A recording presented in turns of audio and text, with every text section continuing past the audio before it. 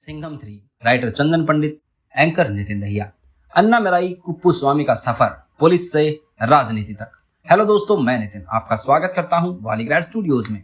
लोग इन्हें सिंघम नाम से बुलाते हैं और इनका नाम है अन्नामलाई कुप्पुस्वामी।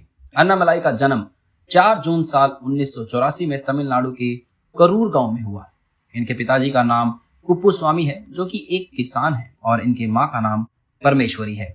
अन्नामलाई को बचपन से ही देश की सेवा करने का शौक था और वो हमेशा से चाहते थे कि वो लोगों के साथ उनके पास रहें। साल 2007 में इन्होंने अपनी degree in bachelor of engineering के PSG college of technology Coimbatore Tamil Nadu में कंप्लीट की। अन्नामलाई को पढ़ने का बहुत शौक था, तो उन्होंने साल 2010 में PGDM इन बिजनेस, जो कि Indian institute of management Lucknow में है, वहां से कंप्लीट की।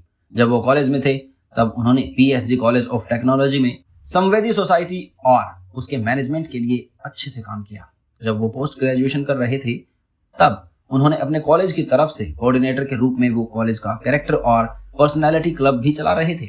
साल 2011 में जब इंडिया के मशहूर ताज होटल में हमला हुआ, उसी साल सितंबर में अन्नामलाई की ऑफिसर ट्रेनिंग 4 महीने के लिए LBSNA मसूरी उत्तराखंड में चल रही थी। साल 2011 से 2013 के बीच अन्नामलाई को सरदार वल्लभ भाई पटेल नेशनल पुलिस एकेडमी में एज ए ऑफिसर ट्रेनी रखा गया था। फिर सितंबर साल 2013 में उनको असिस्टेंट पुलिस ऑफिसर बनाया गया, वो भी कर्नाटका के करकला गांव में। साल 2015 में उनको सुपरिटेंडेंट ऑफ पुलिस बना दिया गया था उद्दपी का।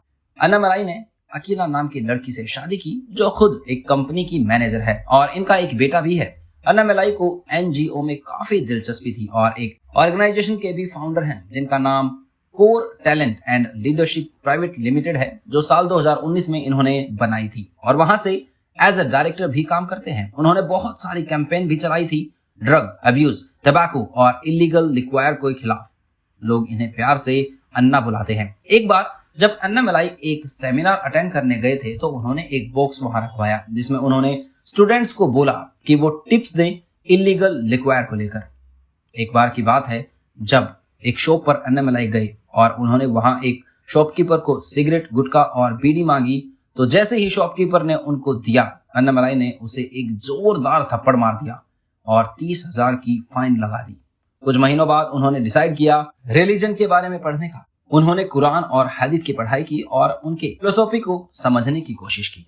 जब वो साल 2019 में बेंगलुरु साउथ में डिप्यूटी कमिश्नर थे तब उन्होंने डिसाइड किया रिजाइन करने का, और रिजाइन करते वक्त उन्होंने बोला कि मैं ये फैसला अचानक नहीं ले रहा हूं। मैंने ये पहले से सोच रखा था कि जब मैं कैलाश मानसरोवर की ट्रिप पर गया था, और ये ख्याल मुझे मेरे सीनियर के डेथ के जो साल 2018 में हुई थी और उसके बाद आया, और ये चीज मुझे अंदर तक झकझोर देती है। आखिरकार 8 साल देश की सेवा करने के बाद उन्होंने सोचा कि वो अब जितना हो सके उतना लोगों के साथ उनके बीच में रहेंगे, और साल 2019 में उन्होंने रिजाइन कर दिया पुलिस के पोस्ट से और पूरा टाइम आम लोगों को देने लगे। साल 2020 में इन्होंने एक और ऑर्गेनाइजेशन स्टैब्लिश किया, वी द लीडर फाउंडेशन नाम से, जहां के वो मेंटोर बने। इनकी ये कंपनी ऑर्गेनिक फार्मिंग और मॉडर्न एग्रीकल्चर के टेक्निक्स को भी फुल सपोर्ट करते हैं। अन्नामलाई बताते हैं कि जब उन्होंने रेजिग्नेशन अनाउंस किया तो उनके कलीग और बहुत से सीनियर इस डिसीजन से खुश हुए और उन्हें उनके इस डिसीजन के लिए एक अच्छा और आज्ञाकारी ऑफिसर है। इतना बोलते ही उनके कलीग सब उनके साथ सेल्फी लेने के लिए उनके पास भागते हुए आए। तब अन्नामलाई को आभास हुआ कि वो कितना ज्यादा इन्फ्लुएंस करते हैं अपने काम से लोगों को। साल 2020 में IPS की पोस्ट छोड़कर उन्होंने पॉलिटिक्स ज्वाइन की, वो भी भारतीय जनता पार्टी में, और उनको भारतीय जनता पार्टी तमिलनाडु का उनको प्रेसिडेंट बना दिया गया। एक इंटरव्यू में अन्नामलाई बताते हैं कि उनको बहुत सारे पार्टी से ऑफर आया था, बट उन्होंने भारतीय जनता पार्टी को ही चुना क्योंकि वो श्री नरेंद्र मोदी जी को अपना मेंटोर मानते हैं और उनकी काम की तारीफ भी करते हैं और फॉलो भी।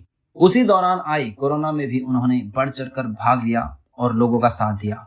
तमिलनाडु के लोगों की वो हर जरूरत पूरी की जो एक राजनेता को करनी चाहिए थी। इनकी कहानी पर एक किताब भी छपी है जिसका टाइटल खाकी रखा गया।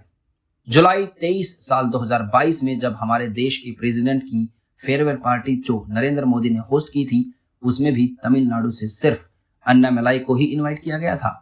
ये है तमिलनाडु के असली सिंघम, जो कि लोगों के दिलों में बसते हैं तो आने वाली मूवी सिंघम 3 की भी ये स्टोरी हो सकती है। आपको ये स्टोरी कैसी लगी कमेंट करके जरूर बताइएगा।